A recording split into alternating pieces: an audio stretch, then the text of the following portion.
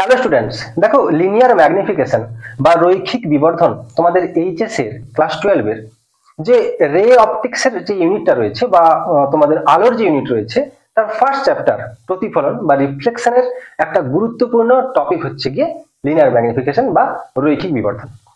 HS এ প্রত্যেকবারে MCQ হোক বা 2 নম্বর হোক এখান থেকে একটা না একটা অঙ্ক থাকবেই থাকবে। ওকে, তো আজকে আমরা এই লিনিয়ার ম্যাগনিফিকেশন সম্পর্কে যতটা পারবো জেনে নিব এবং তার সম্পর্কে দুটো অঙ্ক আমরা করব। এখান থেকে মেনলি তোমাদের থিওরি যে প্রচুর দেয় তা নয়, মেনলি অঙ্ক হচ্ছে কি দেয়। দেখো আমরা দেখেছি, যদি ধরে নাও এটা একটা হচ্ছে কি অবতল দর্পণ, তাহলে এটা হচ্ছে কি প্রিন্সিপাল এক্সিস, তাহলে ধরে নাও এটা হচ্ছে কি আমাদের কি একটা ফোকাস, এটাকে ধরে নাও সেন্টার অফ কার্ভেচার বা বক্রতা কেন্দ্র। ধরে নাও বস্তু আমাদের বক্রতা কেন্দ্র থেকে একটু দূরে আছে, এইখানে আছে ধরো বস্তু। তো আমরা জানি যে এর ক্ষেত্রে প্রতিবিম্ব কোথায় হয় না, প্রতিবিম্ব সি আর এফ বক্রতা কেন্দ্র আর ফোকাসের কাছাকাছি, ফোকাসের মাঝে কোথাও একটা হয়। ঠিক আছে, একেবারে যে মাঝে দরকার মানে ফোকাস এবং বক্রতা কেন্দ্রের মাঝামাঝি কোথাও না কোথাও একটা হয়। তো দেখতে পাচ্ছি বস্তু যতটা, আর আমরা জানি যে এই ক্ষেত্রে কি হয় না, বস্তুর যে প্রতিবিম্ব হয় সেটা একটু ছোট হয়। তো কখনো ছোট হচ্ছে, কখনো আমরা দেখেছি বড় হয়। এই যে তার পরিবর্তনটা, কখনো যে বড় হচ্ছে সেটাকে আমরা বলছি বিবর্ধিত হওয়া, আর সেখান থেকেই কি এসছে না রৈখিক বিবর্ধন। তো যদি আমি এর সংজ্ঞা বলি কি বলতে পারি না, প্রতিবিম্বের উচ্চতা বা প্রতিবিম্বের দৈর্ঘ্য বা উচ্চতা ও বস্তুর উচ্চতা বা দৈর্ঘ্যের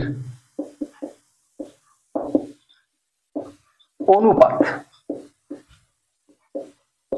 এইটাই হলো হচ্ছে কি না আমাদের রৈখিক বিবর্ধন বা লিনিয়ার ম্যাগনিফিকেশন।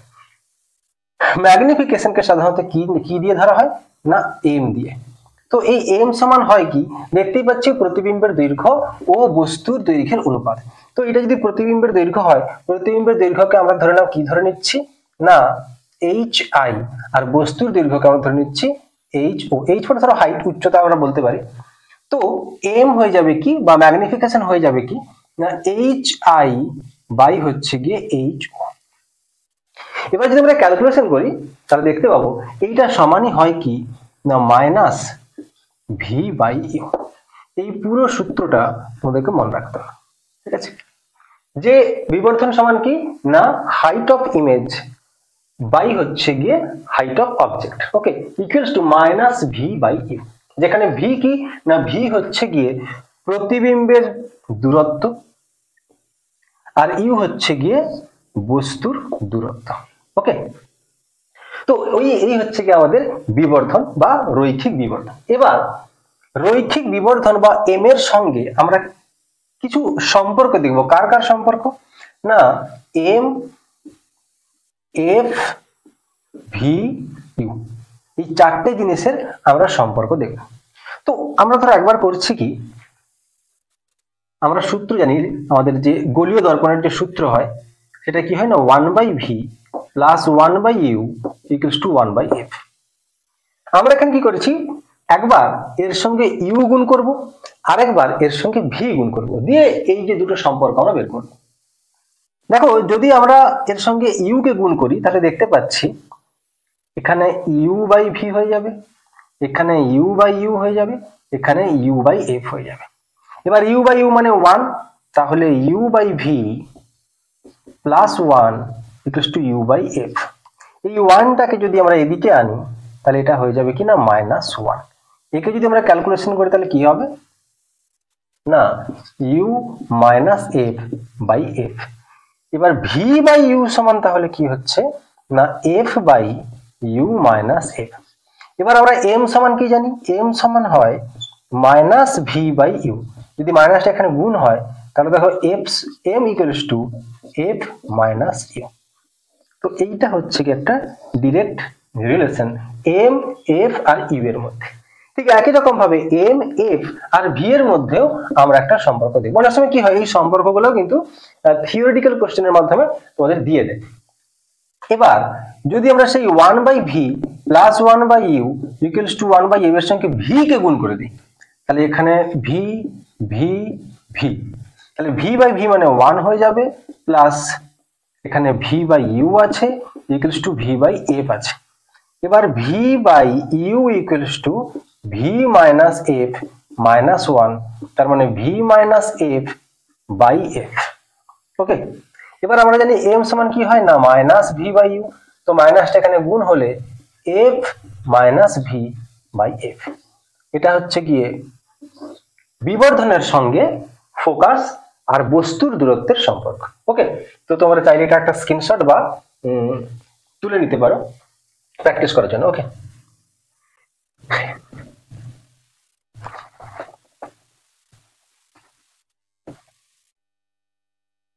এবার দেখো আমরা খুব সহজে মনে রাখবো এই যে m বা বিবর্ধন এর ভ্যালু কখন কেমন হলে প্রতিবিম্ব কেমন হবে সেটা আমরা খুব সহজে মনে রাখবো। দেখো যদি mod of m greater than 1 হয় তাহলে কি হবে, যে ইমেজটা হবে ইমেজ কেমন হবে, ইমেজ বা আমাদের যে প্রতিবিম্ব আছে ইমেজ বা প্রতিবিম্ব কি হবে, ম্যাগনিফাইড বা বিবর্ধিত, মানে বড় হবে, প্রতিবিম্ব হচ্ছে গিয়ে বড় হবে। ঠিক আছে, যদি mod of m less than 1 হয়, এগুলো হচ্ছে শর্টে মনে রাখার সুবিধা অঙ্ক করার সময়। Mod of m less than 1 টা বুঝতে পারছো, এর উল্টোটা হবে, তার মানে ইমেজ তখন কি হবে, ইমেজ হয়ে যাবে কি ডিমিনিশড বা ক্ষুদ্র, ইমেজ তখন হয়ে যাবে কি ক্ষুদ্র, ছোট হয়ে যাবে। ঠিক আছে, ছোট হয়ে যাবে। আর যদি mod of m equals to 1 হয় তাহলে বস্তু ও প্রতিবিম্বের দৈর্ঘ্য কি হয়ে যাবে না সমান হয়ে যাবে, তখনই হচ্ছে গিয়ে mod of m equals to যদি 1 হয় তখন হচ্ছে গিয়ে সমান হয়ে যাবে। আর একটা জিনিস মনে রাখবে, যদি m পজিটিভ হয় বা মনে রাখতে পারো v মানে কি আছে, m মানে তো বুঝতে পারছো ম্যাগনিফিকেশন, আর v মানে কি বস্তু প্রতিবিম্ব বা ইমেজের যে দূরত্ব যদি পজিটিভ হয়। ঠিক আছে, তাহলে তোমরা মনে রাখবে আমাদের যে প্রতিবিম্ব হবে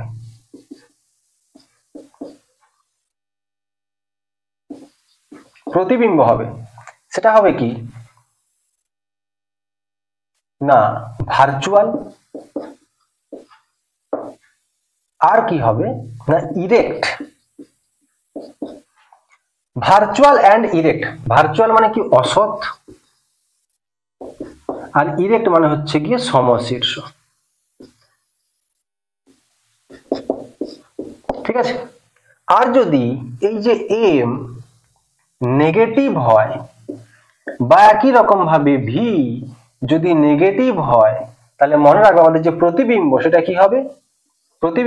কি হবে না রিয়েল ও ইনভার্টেড বা সৎ প্রতিবিম্ব, আর কি না উল্টানো হবে, অবশীর্ষ, উল্টানো বা হচ্ছে গিয়ে অবশীর্ষ। ওকে, এগুলো হচ্ছে গিয়ে সহজে মনে রাখার জন্য। তাহলে আমরা কি কি জিনিস দেখলাম না, একটা হচ্ছে গিয়ে বিবর্ধন বা লিনিয়ার ম্যাগনিফিকেশন কি জিনিস, যে কি না প্রতিবিম্বের দৈর্ঘ্য আর বস্তুর দৈর্ঘ্যের অনুপাত হচ্ছে গিয়ে বিবর্ধন।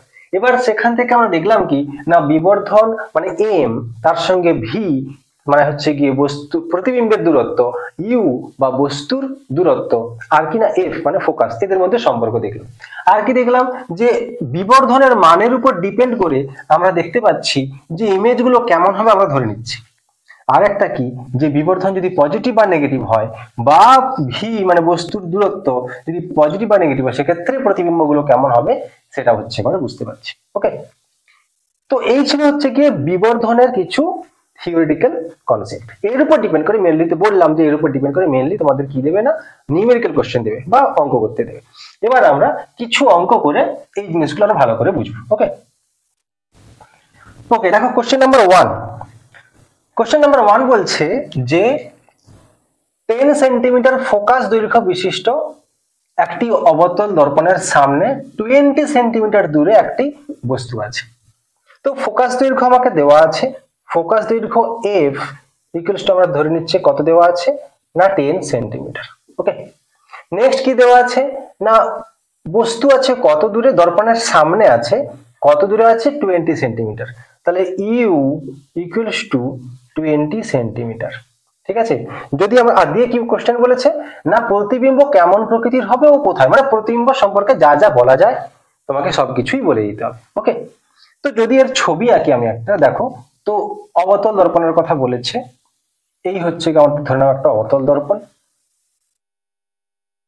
ওকে